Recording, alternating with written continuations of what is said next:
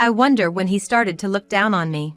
Before we got married, he was so kind and respected my opinions. Incompetent. Idiot. Moron. Day after day, he hurled these cruel words at me, constantly asserting his own superiority. One day, I couldn't stand it any longer and talked back. He got mad and stormed out. At that moment, I realized something. I should have done this from the beginning. My name is Elsa, and I'm 28 years old. Just an ordinary office worker at a certain company.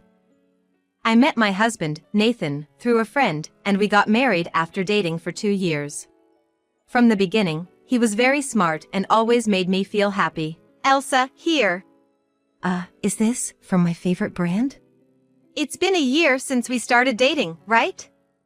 I wanted to give you something memorable. This is so expensive. I'm sorry.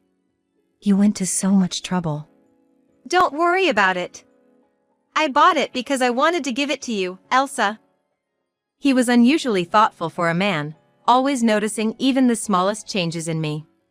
In retrospect, he might just have been used to dealing with women. But for me, who had little dating experience, he was very attractive. Fair and kind to everyone, good at conversation. Friendly, well-liked by everyone. However, that was just his public persona. A year after our marriage, the kind man he once was is gone. He seems to keep up appearances, but when he comes home, he becomes a domineering jerk. We both work, but I always do the housework. If I come home late because of overtime, or serve frozen food, he immediately scolds me. Hey, why is dinner frozen food? Sorry, I had to work late today, so I didn't have time to cook. Don't make excuses. You're such a failure. You can't even make a proper dinner. There's no point in saying that. I'm working too, you know? If you're to complain so much, maybe you can cook sometimes. Huh? What are you talking about? I'm the one allowing you to work. Be grateful to me, you loser. Now, hurry up and cook something. Apparently, in his mind, I'm just selfishly choosing to work. All I want is to keep working until we have kids. He doesn't think at all about sharing the housework because we both work. He's always insulting people, but if something good happens to him at work, he can't stop bragging about it. Just the other day, he came home in high spirits and started talking right away. Today at work, my colleagues relied on me. Man, it's tough having my own work and still being busy. I see. Good job.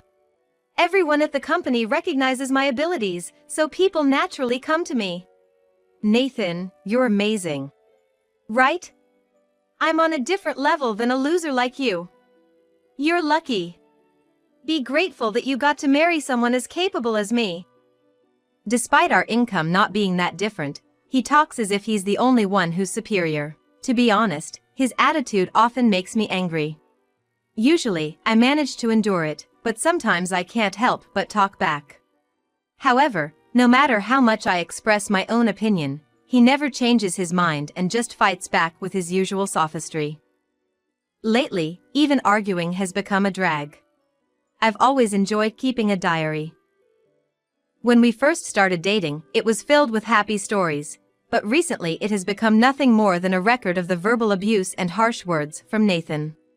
One day, an unforgivable event had occurred. I had planned a meal out a month in advance to celebrate my best friend, Sally's birthday. I had told Nathan about this, and he had agreed to it. Despite that, on the day itself, he sprouted the most absurd statement. Hey, we're going to my parents' house today. What? I couldn't believe my ears. We can't today. I've told you I'm having dinner with Sally for her birthday. I must have forgotten about that trivial matter. Anyway, start getting ready to go to my parents' house. But I told you. I can't go. I have a promise with Sally. If it's that important, Nathan, you should go alone. Huh. If I did that, our parents would get the wrong impression. They might think our marriage isn't going well and start prying into my life. True to his reputation as a man of appearances, he only thinks about himself. With a heavy sigh, Nathan began yelling, his face turning red in anger. I told you to get ready quickly. You're a hopeless fool, and I bet your friend isn't any better. Excuse me? What did you just say? There's no need to celebrate such a person's birthday. It's a waste of money and time. Wait a minute, Sally is my precious friend. Take back what you said. I just stated a fact. Got a problem with that? Of course I do. I won't let you get away with insulting my close friend. I will never forgive you until you take back what you said and apologize. Nathan, however, smirked provocatively and snorted. Won't forgive until I apologize? Do whatever you want. I don't need your forgiveness. What's with that attitude? Do you even realize how horribly you're behaving? You just insulted my dear friend. Man, what a hassle. Enough. I'm out of here. While I'm gone, you better reflect on your actions. Think hard with that useless head of yours about how to behave towards me in the future. He stormed out, leaving behind only the bare essentials. The faint love I had left for him completely vanished at that moment. I couldn't forgive him anymore. Not just me, but to insult my dear friend too. Without chasing after him, I headed to the rendezvous point with Sally. Several hours later, after having a fun meal and a shopping spree with Sally, I returned home at night. Nathan wasn't home yet, but that didn't matter to me. I had completely lost any feelings for him. He didn't return, and I enjoyed living alone for several days. During that time, I had a realization. Wait a minute. Isn't life much more comfortable without him? Even when I managed household chores in between work, he wouldn't even utter a word of thanks, let alone praise. On top of that, he would constantly belittle me. Continuing such a marital relationship would be a complete waste of time and money. In my valuable life, Nathan's existence is nothing but a hindrance. Why had I even tried to understand and make efforts for such a husband? All my patience up until now suddenly seemed foolish. If I continued this marriage, it would only chip away at my mental health.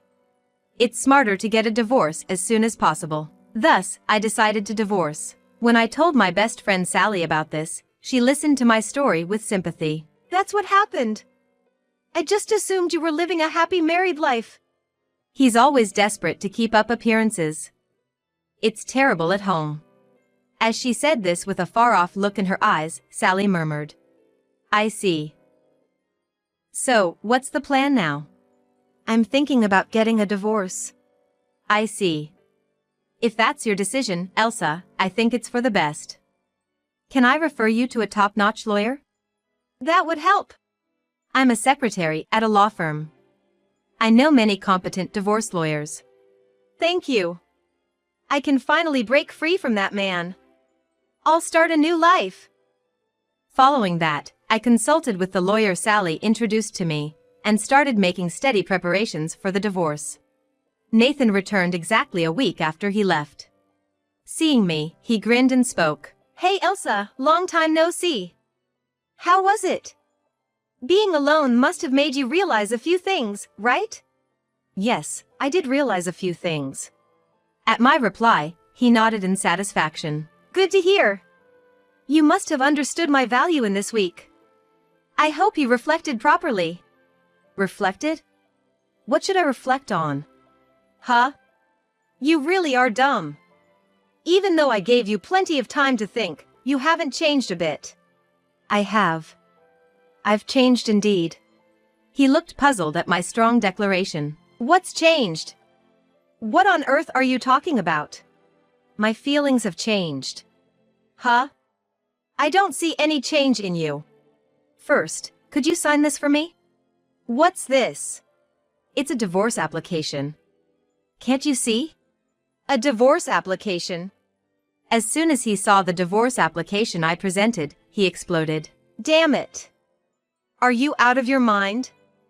You should be grateful for me while I was gone. Don't talk nonsense. It was rather comfortable being alone. That's why I'm asking for a divorce. Fooling around. How dare you decide that on your own? Why do you think I left for a week? To make you reflect on your actions and give you time to think. Well, I appreciate that. Thanks to you giving me time, I've realized it's more comfortable without you, and I don't need a man like you at all. What? Nathan was probably shocked to hear that I decided to divorce him while he was gone. His mouth opened and closed as he tried to squeeze out words. You're joking. I gave you time to think out of goodwill, and now you're talking about a divorce. I won't accept such selfish behavior. It doesn't matter if you don't accept it. I'm not canceling the divorce.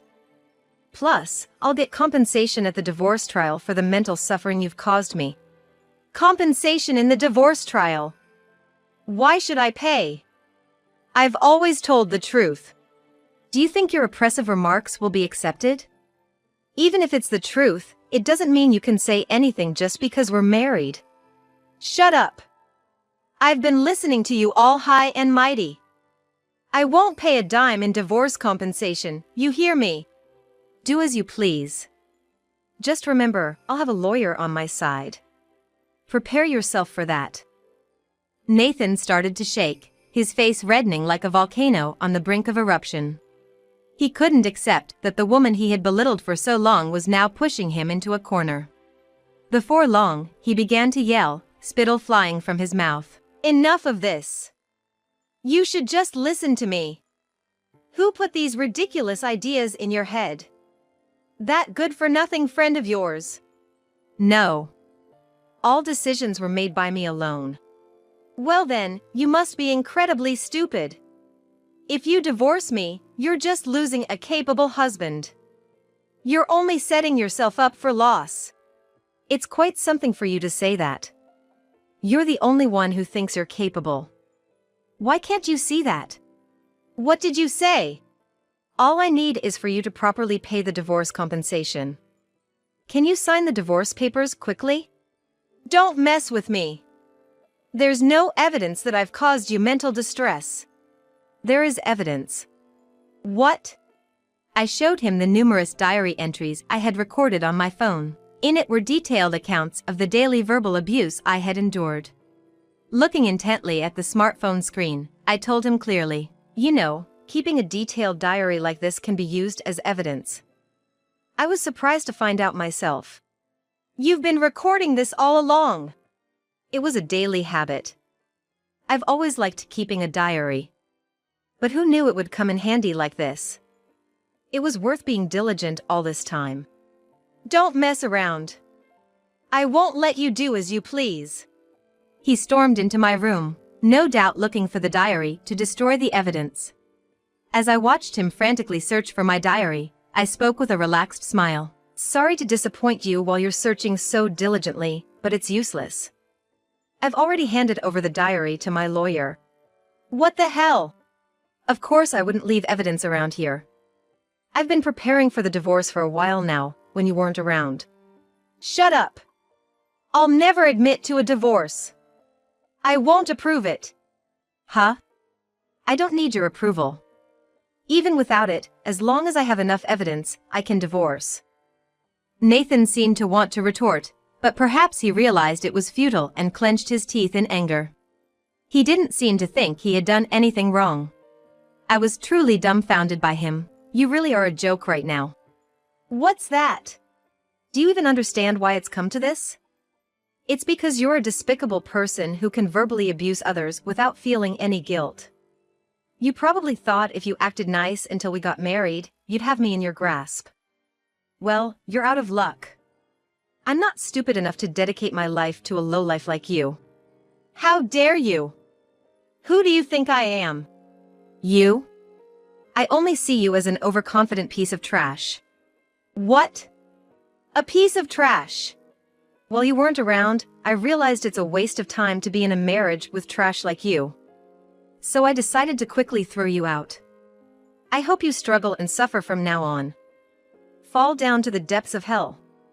Never, ever involve yourself in my life again. I ignored my stunned husband and left the house. I never looked back. When I reported the divorce to Nathan's parents, they were furious with him. You idiot! Divorce is a disgrace to our family. That's right. We can't show our faces to the neighbors. What are you going to do about it? Indeed, they were the parents of this man. It seemed his parents also cared abnormally about what others thought. As for his father, he gave his son a stern scolding, followed by a beating. Ouch! Stop it, Dad! Shut up!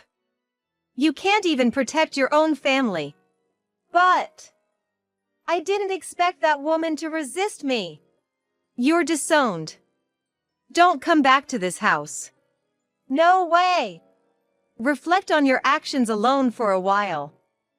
Nathan didn't seem to expect to be hit by his own father. He reportedly apologized profusely, crying pathetically. Despite his pleas, he was easily disowned from his family home. Afterward, my diary became solid evidence, and the divorce was finalized. I was also able to fully recover the compensation money from the divorce trial. Since I left, Nathan's life has been a mess. His meals consist of fast food or frozen food every day, and his suits are wrinkled. It's the natural consequence of dumping all the housework on me. The reason for our divorce gradually spread throughout the company, and his reputation at work plummeted. Now, it seems that the employees keep their distance from him, treating him like a hot potato. He was a man who used to brag about being relied on by his colleagues. He must be burning with regret inside. Honestly, it serves him right. On the other hand, after the divorce, I moved to a condo near the office, which made commuting easier. Being able to live without having to worry about his mood every day is the greatest joy. From now on, I plan to devote myself to work with renewed vigor. And someday, if I meet someone wonderful again, next time, I want to make a decision to ensure my happiness.